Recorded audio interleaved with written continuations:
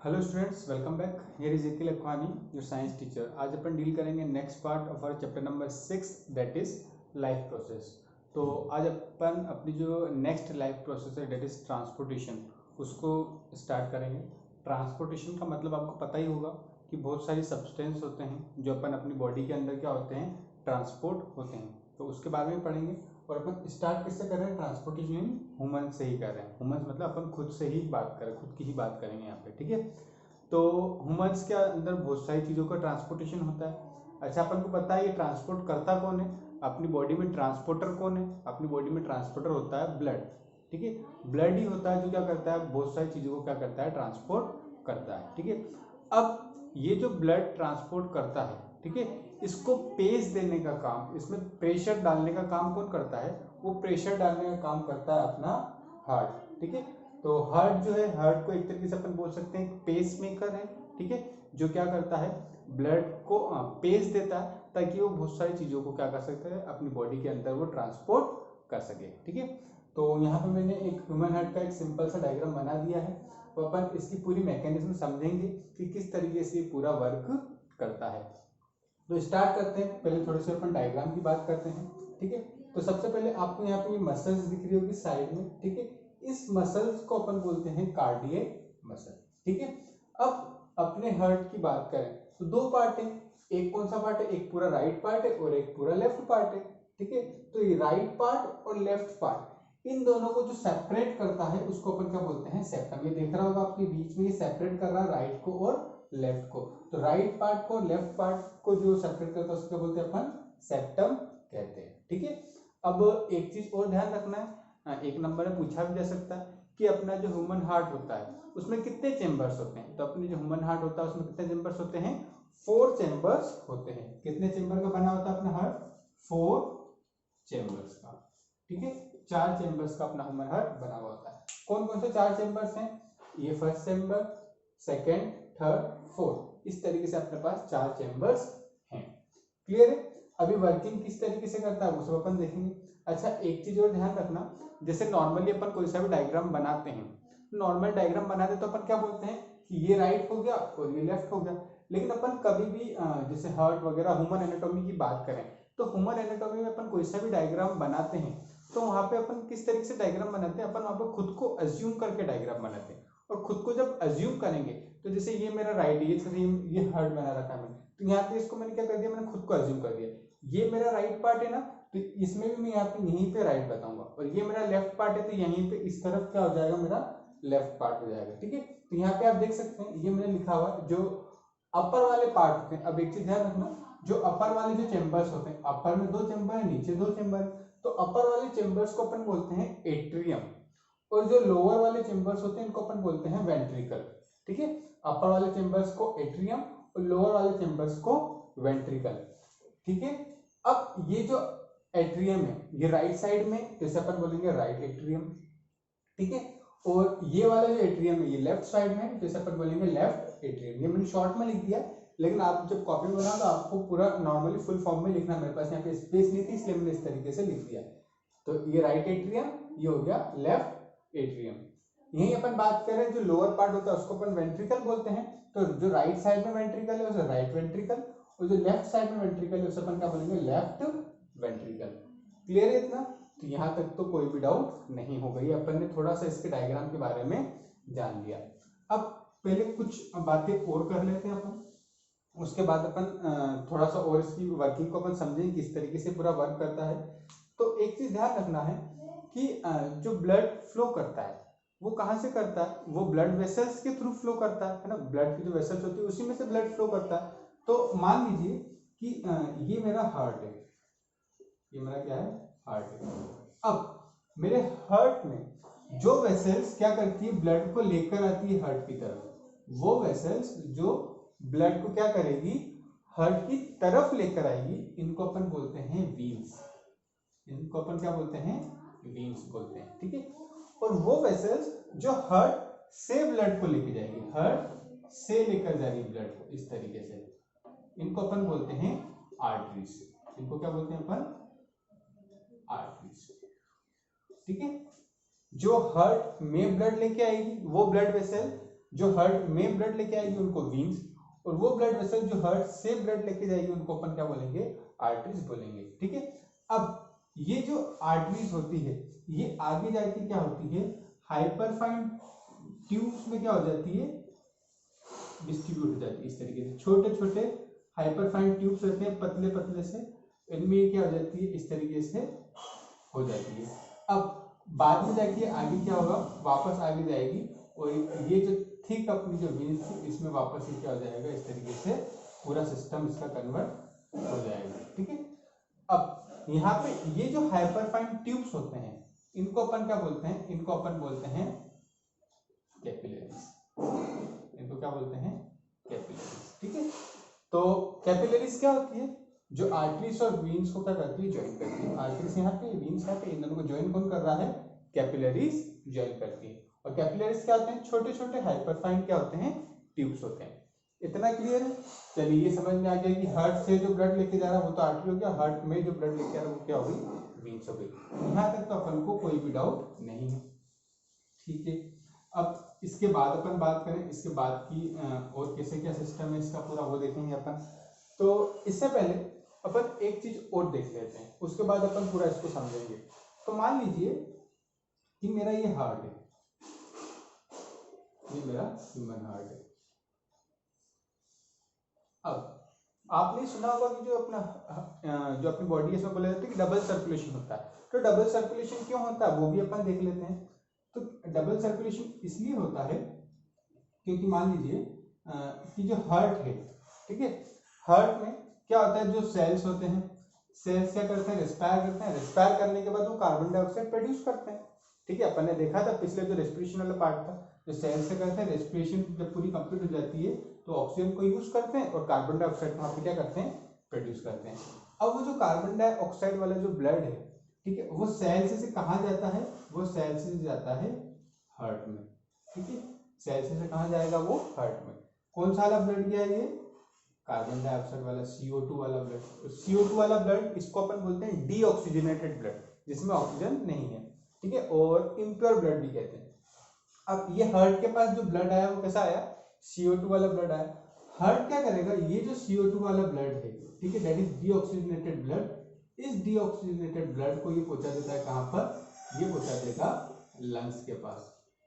ये कहां पहुंचा देगा, लंग्स के पास। अच्छा, लंग्स में अपन ने देखा, लंग्स में क्या होता है, एक्सचेंज होता है। एक्सचेंज किसका होता है, गैसेस का एक्सचेंज होता है। मतलब वहां पे क्या किया जाता है, कार्बन डाइऑक्साइड को लिया जाता है, ऑक्सीजन को दे दिया जाता है। तो ये क्या करेगा, लंग्स क्या करेगा, यहाँ पे एक्सचेंज कर देगा। तो जो कार्बन डाइऑक्साइड वाला ब्लड था ये लंग्स ले लेगा और दे कौन सा देगा, ऑक्सीजन वाला ब्लड दे देगा। अब ये जो ऑक्सीजन वाला ब्लड है, ये ऑक्सीजन वाला ब्लड जो है, अब पहली बार ये ऑक्सीजन वाला ब्लड ये कहाँ पे जाएगा, ये जाएगा हार्ट में। ये कहाँ जाएगा, हार्ट में जाएगा, इस तरीके से। ठीक है, अब ये जो हार्ट है, हार्ट क्या करेगा, इस ऑक्सीजन वाले ब्लड को लेने के बाद ये पहुंचा देगा सेल्स के पास में, डिफरेंट बॉडी पार्ट्स के पास पहुंचा देगा। ये चला जाएगा कहां पर, सेल्स में। तो ये ऑक्सीजन वाला ब्लड अब कहां चला गया, सेल्स के पास। और सेल्स क्या करेंगे इस ऑक्सीजन वाले ब्लड के साथ, ये वो रेस्पायर करेंगे। रेस्पायर करेंगे, एनर्जी प्रोड्यूस होगी, कार्बन डाइऑक्साइड प्रोड्यूस होगी, कार्बन डाइऑक्साइड प्रोड्यूस होगी, वो आगे वापस कहां पहुंचा देंगे, हार्ट के पास पहुंचा देंगे। ठीक है, तो इस तरीके से अपन देखें तो यहाँ पे दो साइकिल पूरी अपनी कंप्लीट होती है। एक साइकिल कंप्लीट होती है हार्ट और लंग्स के बीच में, और एक साइकिल कंप्लीट होती है हार्ट और अपने डिफरेंट सेल्स के बीच में। ठीक है, एक इस तरीके से पूरी कंप्लीट हो रही है और एक जो हो रही है, एक इस तरीके से अपनी पूरी साइकिल क्या हो रही है, कंप्लीट हो रही है। ठीक है, दो साइकिल कंप्लीट हो रही है। दो साइकिल किस किस के बीच में होती है, एक हार्ट और लंग्स के बीच में होती है और एक होती है हार्ट और सेल्स के बीच में। इसलिए बोला जाता है कि अपने अंदर क्या होता है, डबल सर्कुलेशन होता है। क्लियर है इतना कि डबल सर्कुलेशन क्यों कहा जाता है, तो ये फंडा भी अपना क्लियर हो गया। अब अपन बात करते हैं किसकी, जो अपन ने ये बनाया था इसको अपन थोड़ा सा और समझने की कोशिश करते हैं। तो मैंने आपको बता दिया कि अपर पार्ट को एट्रियम कहते हैं, राइट साइड में राइट एट्रियम, लेफ्ट साइड में लेफ्ट एट्रियम। लोअर पार्ट को वेंट्रिकल कहते हैं, राइट साइड में राइट वेंट्रिकल और लेफ्ट साइड में लेफ्ट वेंट्रिकल। क्लियर। अब अभी अपन ने एक चीज और देखी, जो ब्लड वेसल्स, वो ब्लड वेसल्स जो हार्ट की तरफ ब्लड लेके आती है उनको अपन क्या कहते हैं, वीन्स कहते हैं। ठीक है, तो यहाँ पे अपने पास दो वीन्स आपको दिख रहे होंगे, सुपीरियर वेना का हुआ और इंफीरियर वेना का हुआ। ठीक है, तो एक चीज ध्यान रखना, जो लार्जेस्ट वीन होती है जो अपनी बॉडी में प्रेजेंट होती है, लार्जेस्ट वीन जो अपनी बॉडी में प्रेजेंट होती है वो कौन सी होती है? Vena cava. वो कौन सी होती है? Vena cava. अब यहाँ पे दो वेना कावा, एक सुपीरियर वेना कावा और एक inferior vena cava. Superior vena cava क्या करती है? बॉडी के अपर पार्ट में से ब्लड को लेके आती है, और इंफीरियर वेना कावा क्या होती है? बॉडी के लोअर पार्ट में से ब्लड को लेकर आती है। ठीक है, तो ये दोनों क्या है? वीन्स है। तो यहाँ पे क्या होगा? ये वीन्स क्या करेगी? ये ब्लड को लेके आएगी, और कौन से वाले ब्लड को लेके आती है? कार्बन डाइऑक्साइड वाले ब्लड को लेके आती है। यहाँ से भी जो ब्लड आएगा वो कौन सा आएगा? CO2 वाला ब्लड यहाँ पे इंटर करेगा। तो जो ब्लड है वो सबसे पहले कहाँ पर इंटर करेगा? वो इंटर करेगा राइट एट्रियम में। ठीक है, अब राइट एट्रियम में आ गया, राइट एट्रियम से ये कहाँ जाएगा? ये जाएगा राइट वेंट्रिकल में। यही जगह दिख रही है अपन को जाने के लिए। तो ब्लड सबसे पहले ध्यान रखना अपन को, ब्लड सबसे पहले कहाँ पर आया? सबसे पहले इंटर किया उसने राइट एट्रियम में। राइट एट्रियम से वो कहाँ पे जाएगा? वो जाएगा राइट वेंट्रिकल में। अच्छा, किस तरीके से जाता है ये भी अपन देखते हैं। ठीक है, जब ब्लड यहाँ पे इंटर करता है कहाँ पर? राइट एट्रियम में। राइट एट्रियम में जब ये इंटर करता है तो ये कैसा होता है? ये एकदम रिलैक्स होता है। रिलैक्स होता है मतलब इस तरीके से पूरा रिलैक्स होता है। और ये जो राइट वेंट्रिकल होती है ना, ये होती है कॉन्ट्रैक्ट। इस तरीके से पूरी कैसी होती है? कॉन्ट्रैक्ट। तो यहाँ पर जब ये रिलैक्स होता है तो यहाँ पे क्या होता है? ब्लड पूरा यहाँ पे कलेक्ट हो जाता है, और पूरा ब्लड जब कलेक्ट हो जाता है तो ये वाला जो राइट एट्रियम है ये हो जाता है अपना कॉन्ट्रैक्ट, ये पूरा कॉन्ट्रैक्ट हो जाएगा, और राइट वेंट्रिकल जो है ये हो जाएगा रिलैक्स।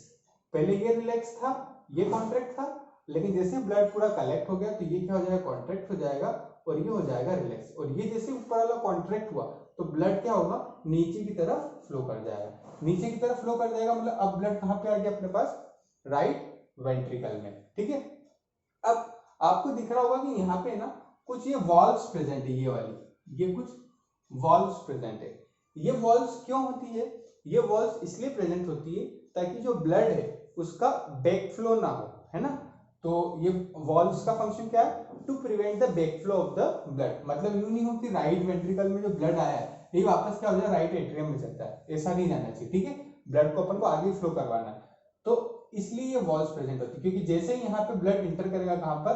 राइट वेंट्रिकल में, तो ये जो वॉल्व्स होती है ना ये कैसे हो जाएगी? एकदम से क्लोज हो जाएगी। क्लियर है इतना? तो यहाँ पे ब्लड अपना कहाँ आ गया? राइट वेंट्रिकल में। अच्छा, राइट वेंट्रिकल में आने के बाद ये क्या होता है? जो ब्लड अब यहाँ पे आया, ये ब्लड अब यहाँ से कहाँ जाएगा? यहाँ से अब ये जो आर्टरी जा रही है इसे अपन बोलते हैं पल्मोनरी आर्टरी। ये वाली कौन सी आर्टरी है? इट इज द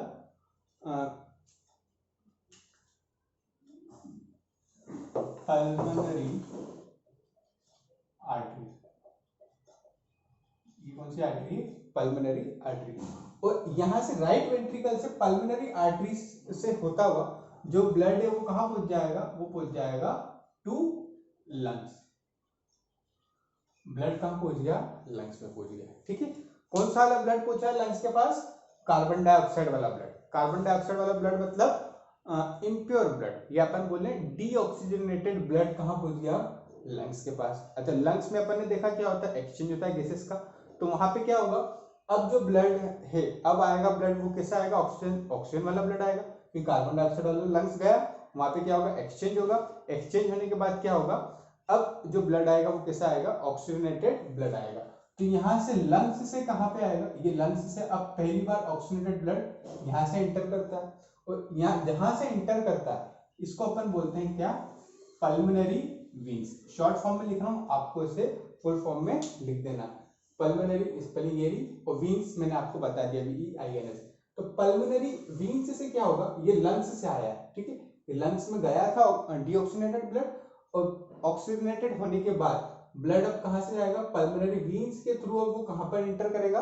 वो इंटर करेगा अपने लेफ्ट एट्रियम में। कहां पर इंटर करेगा? Left atrium.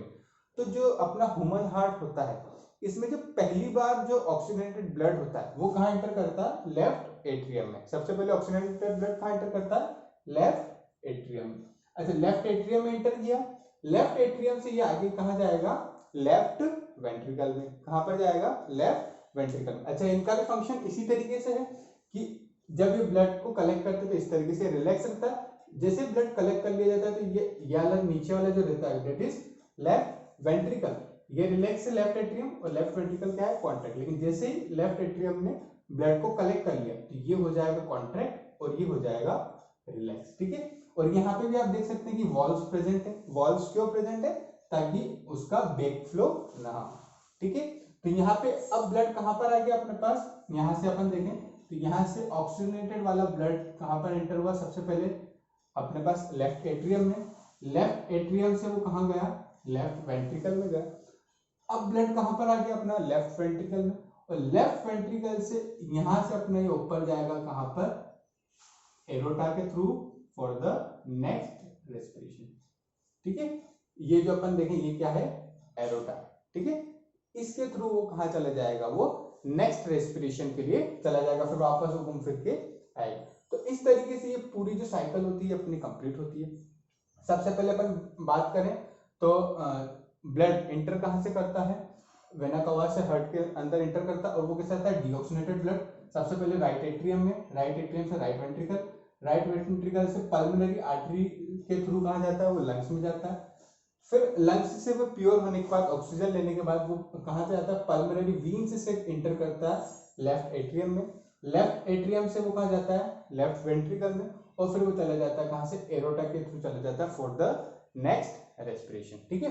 अच्छा, लार्जेस्ट वीन मैंने बोला था, तो लार्जेस्ट वीन कौन सी होती है, वेना कावा। और लार्जेस्ट आर्टरी की बात करें तो लार्जेस्ट आर्टरी कौन सी होती है, अपनी एरोटा, ठीक है। इसे ब्लैक से कर देना, लार्जेस्ट आर्टरी कौन सी होती है, अपनी एरोटा, AORTA, ये वाली जो है इट इज एरोटा, ठीक है। तो लार्जेस्ट वीन वेना कावा और largest artery that is aorta. Clear है इतना? तो यहाँ तक तो अपन को समझ में आ गया, यहाँ तक अब अपन को मेरे हिसाब से आपको कोई भी डाउट नहीं होगा।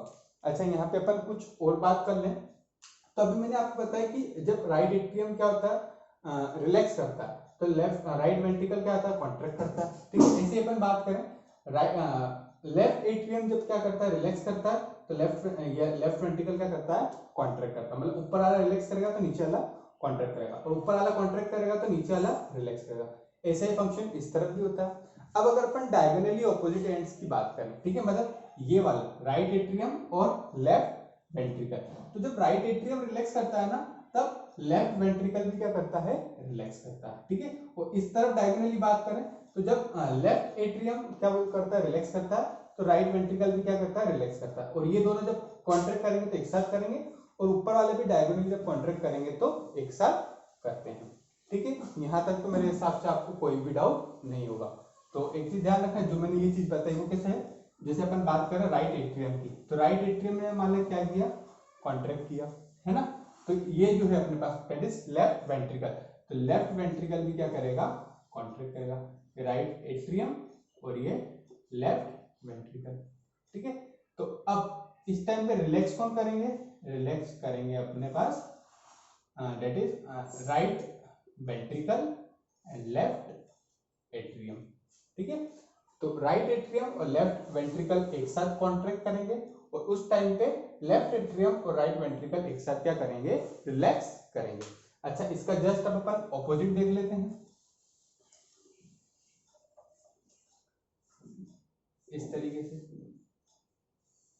ठीक है। अब यहाँ पे क्या हो जाएगा, लेफ्ट एट्रियम और राइट वेंट्रिकल, तो हो जाएगा राइट एट्रियम और लेफ्ट वेंट्रिकल। तो इस तरीके से ये क्या करेंगे, अब ये रिलैक्स करेंगे, ठीक है। तो राइट वेंट्रिकल और लेफ्ट एट्रियम ने जब क्या किया, कॉन्ट्रैक्ट किया, तो राइट एट्रियम और लेफ्ट वेंट्रिकल क्या करेंगे, रिलैक्स करेंगे, इस तरीके से। हालांकि ये डायग्राम अपने को ये वाला जो है ये इंपॉर्टेंट नहीं है, ठीक है, सिर्फ एक्सप्लेन करने के लिए था। अच्छा, अब एक चीज और ध्यान रखना, मैंने कॉन्ट्रैक्ट और रिलैक्सेशन का भी बता दिया। तो जब लेफ्ट वेंट्रिकल जो होता है, लेफ्ट वेंट्रिकल, ठीक है, लेफ्ट वेंट्रिकल ये जब क्या करता है, कॉन्ट्रैक्ट करता है, ठीक है। कॉन्ट्रैक्ट करता है तो मतलब समझ में आ गया ना क्या करता है, मतलब इस तरीके से कॉन्ट्रैक्ट करता है, ठीक है। तो लेफ्ट वेंट्रिकल जब कॉन्ट्रैक्ट, या लेफ्ट वेंट्रिकल नीचे वाला, लेफ्ट वेंट्रिकल जब क्या करता है, कॉन्ट्रैक्ट करता है, तो उस कंडीशन को अपन क्या बोलते हैं, सिस्टोलिक, सिस्टोलिक कंडीशन। उस कंडीशन को क्या बोलते हैं अपन, सिस्टोलिक कंडीशन। कब, जब लेफ्ट वेंट्रिकल क्या कर रहा है, कॉन्ट्रैक्ट करता है, और जब लेफ्ट वेंट्रिकल क्या करता है, रिलैक्स करता है, तो उसको अपन बोलते हैं डायस्टोलिक कंडीशन। ठीक है, दो कंडीशन होती है, लेफ्ट वेंट्रिकल जब कॉन्ट्रैक्ट करेगा तो सिस्टोलिक, और लेफ्ट वेंट्रिकल जब रिलैक्स करेगा तो डायस्टोलिक। ठीक है, अब अपन अगर एक नॉर्मल ह्यूमन बीइंग जो होता है उसके अगर अपन ब्लड प्रेशर की बात करें तो जो सिस्टोलिक कंडीशन होती है, सिस्टोलिक कंडीशन मतलब कब, जब लेफ्ट वेंट्रिकल क्या कर रहा है, कॉन्ट्रैक्ट कर रहा है, तो उस टाइम जो प्रेशर होता है वो होता है 120 mm ऑफ मर्करी। ठीक है, और जो डायस्टोलिक कंडीशन होती है, दैट इज जब लेफ्ट वेंट्रिकल क्या करता है, रिलैक्स करता है, उस टाइम जो प्रेशर होता है वो होता है 80 mm ऑफ मर्करी। ठीक है, तो ये दो कंडीशन होती है, एक सिस्टोलिक और एक डायस्टोलिक, इन दोनों में ये प्रेशर होता है। और एक जो नॉर्मल ह्यूमन बीइंग होता है, ठीक है, एक नॉर्मल ह्यूमन बॉडी होती है, उसका जो नॉर्मल जो ब्लड प्रेशर होता है वो क्या होता है 120/80। ठीक है, 120/80 जो होता है ये नॉर्मल ब्लड प्रेशर होता है। ठीक है, जब यही वैल्यू क्या हो जाएगी, इंक्रीज हो जाएगी, तो ब्लड प्रेशर अपना क्या हो जाएगा, इंक्रीज हो जाएगा, और यही वैल्यू जब क्या हो जाएगी, डिक्रीज हो जाएगी, तो अपना ब्लड प्रेशर क्या हो जाएगा, डिक्रीज हो जाएगा। ठीक है, तो ये भी समझ में आ गया। अच्छा, ब्लड प्रेशर को मेजर करने के लिए जिस डिवाइस को अपन यूज करते हैं उसको अपन बोलते हैं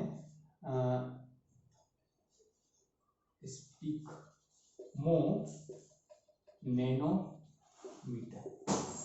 क्या बोलते हैं, स्पिग्मो नैनोमीटर। ठीक है, तो पूछा जा सकता है name the device which is used to measure the blood pressure. Blood pressure को मेजर करने के लिए कौन सा डिवाइस यूज करते हैं, तो कौन सा करते हैं, स्पिग्मो नैनोमीटर। तो इस डिवाइस को अपन यहाँ पे यूज करते हैं। ठीक है, तो ये जो अपना ट्रांसपोर्टेशन इन ह्यूमंस था ये ऑलमोस्ट हो चुका है। अच्छा, इसमें मैंने आर्टरीज और वीन्स बताया था, इनके बीच में डिफरेंस पूछा जाता है बहुत बार, तो मैं आपको वो डिफरेंस भी बता देता हूँ कि डिफरेंस क्या होता है इनके बीच में।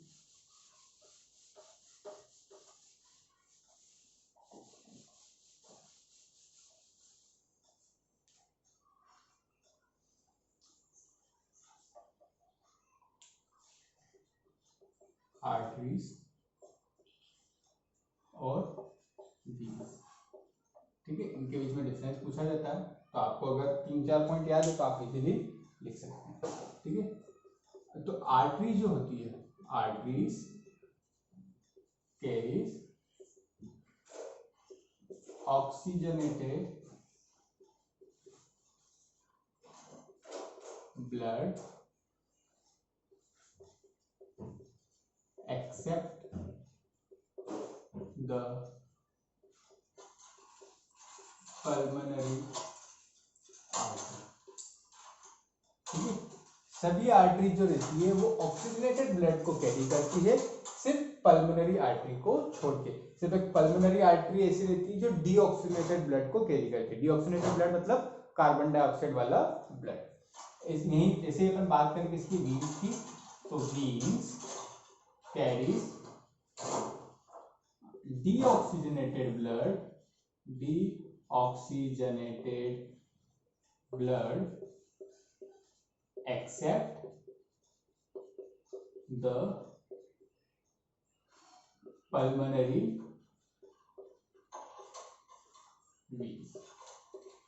ठीक है, सभी वीन क्या करती है, डीऑक्सीजनेटेड ब्लड को कैरी करती है, सिर्फ किसको छोड़ के, पल्मोनरी वीन्स को छोड़ के। ठीक है, सेकेंड बात करें, है ना, it is also known as distributing vessel. इनको अपन डिस्ट्रीब्यूटिंग वेसल भी कहते हैं। वहीं अपन वीन्स की बात करें तो इनको क्या बोलते हैं अपन, it is also known as collecting vessel. इनको अपन कलेक्टिंग वेसल भी कहते हैं। ठीक है, अब इसकी बात करें तो ये जो रहती है कैसी रहती है, thick and elastic. Thick and elastic artery जो रहती है वैसे थिक रहती है और इलास्टिक रहती है। वहीं अपन बात करें वीन्स की, तो वीन्स जो रहती है कैसी रहती है, थीन एंड लेस इलास्टिक। ठीक है, ये कैसी रहती है, थीन एंड लेस इलास्टिक रहती है। ठीक है, अब इसकी बात करें तो ये रहती है डीप सीटेड।